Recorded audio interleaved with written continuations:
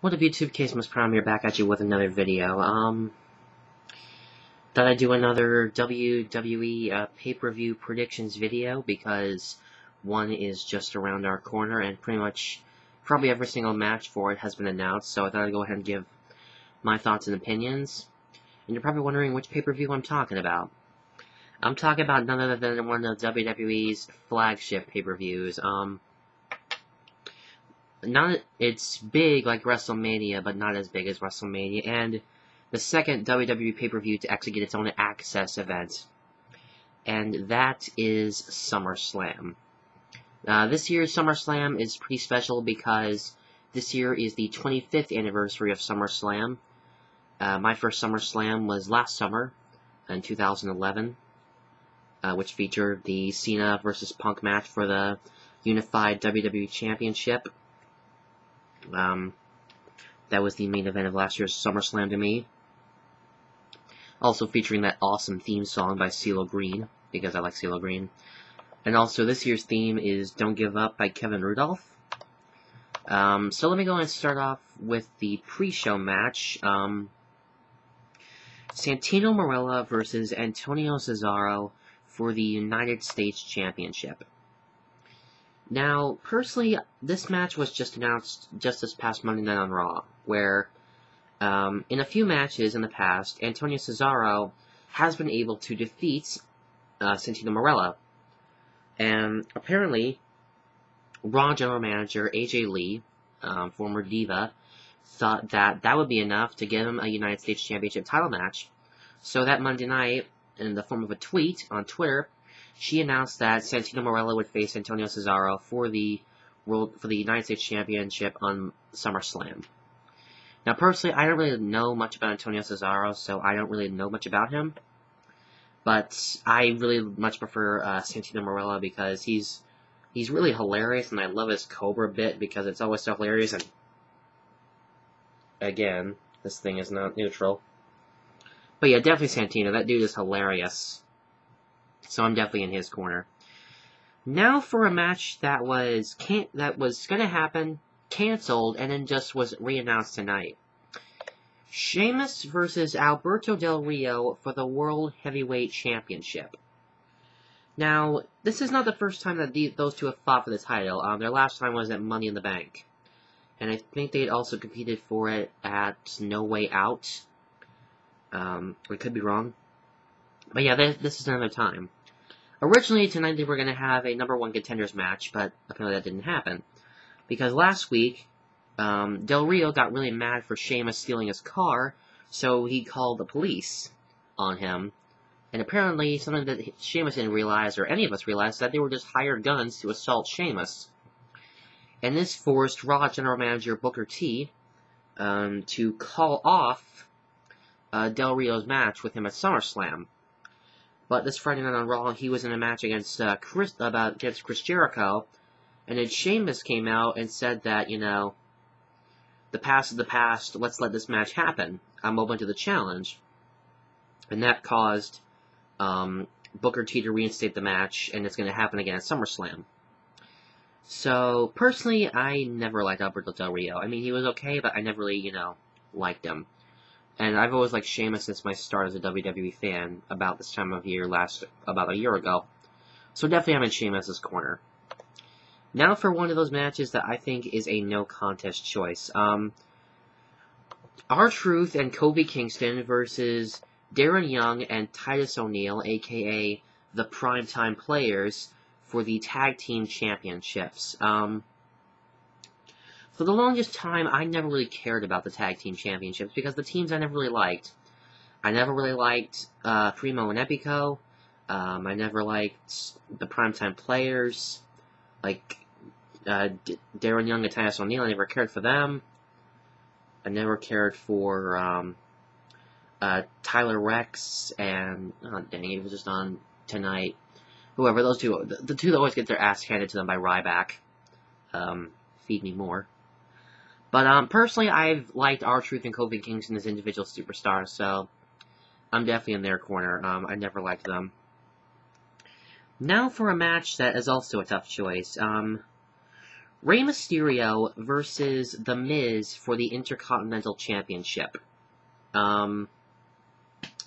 Yeah. Now you know what you guys are thinking. Rey Mysterio, wasn't he knocked out by Del Rio last SummerSlam? Well, yes, and for those of you who have not been watching WWE lately, which you are out of date, my friend, the week before Raw 1000, Rey Mysterio finally made his long-awaited return after Del Rio caused Zack Ryder to tap out to win a cross-arm breaker, and he made his return on the man who put him away for almost a year. And apparently, he was able to defeat The Miz in a match. I think it was that one with the vote between him, Dolph Ziggler, and I think him, Dolph Ziggler, and Chris Jericho and Kane. So AJ was impressed, so she set up that match. And for those of you that watched SmackDown tonight, he and Sin Cara were in a tag team match, which is really awesome because now we just need to see those two against each other, maybe at WrestleMania. But personally, I've never really liked The Miz that much. I mean, he's okay, but not one of my favorites, so I'm definitely in Rey Mysterio's corner. I'm glad he's back. Now for one that's kind of a tough call. Dolph Ziggler versus Chris Jericho. Each of these guys are in a match for a certain week because, for one, they kind of got on each other's nerves, and also they kind of assaulted each other one time during a matchup.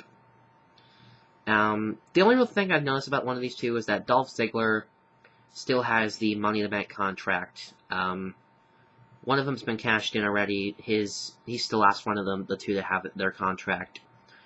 So, he could possess a threat, but not enough to really get him in this match over Chris Jericho. I personally really don't care who wins. I really don't like either of them.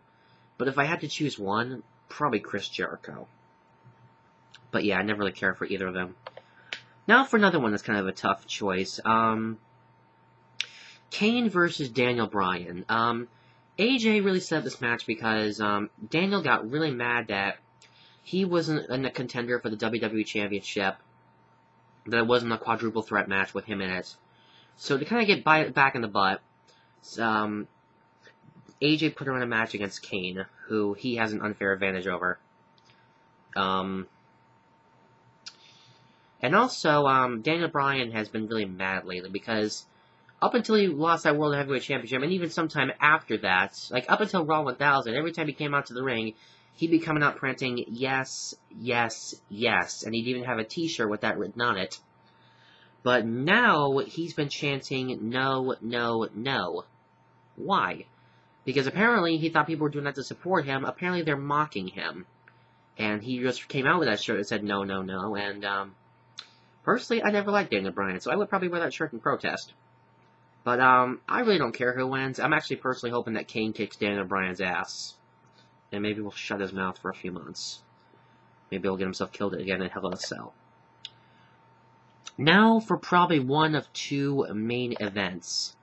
CM Punk versus The Big Show versus John Cena in a triple threat match for the WWE Championship. This is CM Punk's not the first time he's been in a triple threat match for the title. Need I remind you, he was in one over the limit against Daniel Bryan and Kane. And he came out of that thing just fine. And at the Elimination Chamber, he had to defend it against 5 other men. Yeah. However, in this match, he has no advantages that he might have in the past, because for those of you that know the rules of a triple threat match for a title, the champion does not have to be involved in the fall or the submission to lose the title. Like, John Cena could pin, like, Big Show could pin John Cena and he could win the title. Or John Cena could or make Big Show tap out or something, or pin him. Punk wouldn't be involved in the thing and he'd lose the title. Personally, I'm thinking either hoping Cena or Punk walks out of it with a title, because, two things. One, my girlfriend really loves Cena. 2, I really don't like Punk. I only like Big Show since he turned heel on us. 3, I think CM Punk makes a good champion. So, my 3 reasons for either Punk or Cena, not the Big Show. Oh boy. Now for the main event which I think is the main event of SummerSlam. Triple H with Shawn Michaels, the Heartbreak Kid, Mr. WrestleMania, whatever the hell you want to call him, versus the monster, the next big thing, the pain, whatever you want to call him, with Paul Heyman, Brock Lesnar. That's right, Triple H versus Brock Lesnar. Now, this match goes back pretty far, to after Extreme Rules, where he lost to John Cena, and still wanted his demands that he wanted, where he would you could get to show up at any time he wanted to, face anyone he wanted to in a match, get his own private jet and limo, and change the name of the show to Monday Night Raw starring Brock Lesnar. Triple H told him that that's not going to happen, you're not going to boss us around. This caused Brock Lesnar to attack him, break his arm with the Kimura lock, and disappear. And also he was sued by Paul Heyman for assault and battery, for verbally assaulting his family, as this caused Triple H to attack him. Whew. But at No Way Out, Triple H said, let's drop the lawsuits, and here's how I see it. Brock Lesnar, Triple H, SummerSlam. And then they will settle it from there. Paul Heyman would then come out early in July and say that he would reveal his answer at SummerSlam, at the Raw 1000. And then at Raw 1000, he came out because Triple H wanted to talk to the horse's head, not the horse's ass. And he tells him no. And then he goes on saying that, Brock Lesnar's such a big bully and a coward that he won't come and say no to my face. And then Paul Heyman crosses the line and makes fun of Triple H's kids and his family. This causes his wife, Stephanie McMahon, who I believe is the daughter of Vince McMahon, to come out and assault him and force him to change his mind, saying, you want to see your husband get killed? You want to fight Brock Lesnar? You got it. And it's going to happen at SummerSlam. And then just a couple weeks ago, an old friend of Triple H's, Shawn Michaels, came out and said that he's going to be at ringside for Triple H. And apparently Brock Lesnar said that he's going to make a statement about their matchup against SummerSlam. So when trying to leave for the night, Paul Heyman purposely blocked Shawn Michaels' car, allowing Brock Lesnar to grab him, assault him, and drag him to the ring, and said if Triple H came any closer to him, he would break his arm using the Kimura lock. And even by still coming closer, he did it anyway, which gave him a huge warning for SummerSlam. And that's what we're expecting Sunday night. Now, personally, I've done my research on Brock Lesnar. For those of you guys who don't know that he was a UFC fighter before a WWE superstar, you guys need to do your book work. Because this guy, he's a death machine. Yeah. No wonder he made John Cena walk out of Extreme Rules with a bloodied lip and a broken arm. Triple H, I very well know. I've seen him in action who knows how many million times. I saw him be in that sledgehammer match at TLC. I saw him face off at the end of an era match with The Undertaker at WrestleMania. I'm really surprised. I'm really curious to know what's going to happen with him and Brock at SummerSlam. But personally, if I had to go in someone's corner, I'd have to be in the corner of Triple H because I've known him much longer than Brock Lesnar. I'm a loyal fan. And I just think he's overall much more brutal. But anyway, those are my predictions for SummerSlam. And also, for those of you guys who don't know, the next pay-per-view in the WWE list of pay-per-views is going to be Night of Champions, which will take place in Boston, Massachusetts at TD Garden on September 16th, 2012. So that is the next pay-per-view for us to look forward to, followed by Hell in a Cell, then Survivor Series, and then TLC, aka Tables, Ladders, and Chairs. But yeah, those are my predictions for SummerSlam. If you guys have some predictions of your own, or if you agree or disagree with something I might have to say in this video, by all means drop them in the comments. I guess that's about it. Later guys, I'm out of here.